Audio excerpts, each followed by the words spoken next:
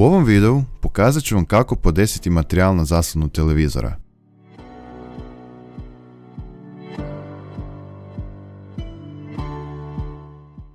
Ako izrađujete rendere bez animacija, onda je dovoljno dodati samo teksturu. Najjednostavniji način je da teksturu smjestimo na ekranu programu u kojem smo izradili 3D model. Ovaj korak se razlikuje zavisno o softveru u kojem radimo, pa ćemo ga ovaj put preskočiti. Kada u Lumionu čitamo 3D model, kliknemo na Materials, odaberemo materijal na ekranu i kliknemo Standard. Isključimo opcije Gloss, Reflectivity i ostale. Najvažnije je da podesimo Emissive opciju koja služi da materijal emitira svjetlost. U slučajevima ekrana uvijek postavimo na neku malu vrijednost. Primjerice, postavimo ju na 0,01. Možemo spremiti izmjene i izraditi probni render.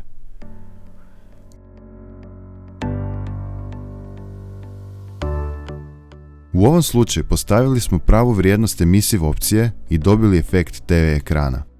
Vi ćete možda morati postaviti neku drugu vrijednost, ovisno o ostalim efektima. Na vama je da podešavate sve dok ne dobijete željeni izgled. Osim teksture, možemo dodati i video zapis. Kao u prethodnim koracima, odaberemo materijal i odaberemo standard. Kliknemo na Choose Color Map i odaberemo željeni video zapis.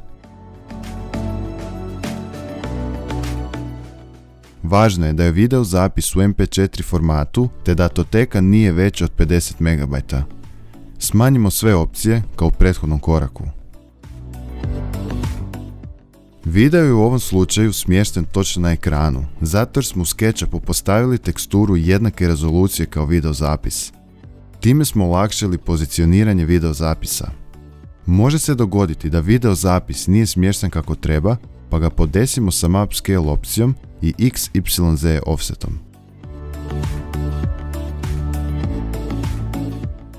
I na kraju, emisiju postavimo na 0,01.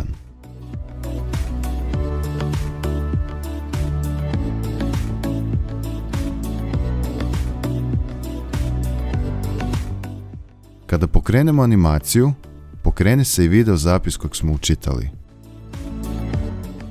To bi bilo sve u ovom videu. Za sva pitanja, slobodno se javite na info@prorenders.com.hr. Hvala vam na pozornosti i lijep pozdrav!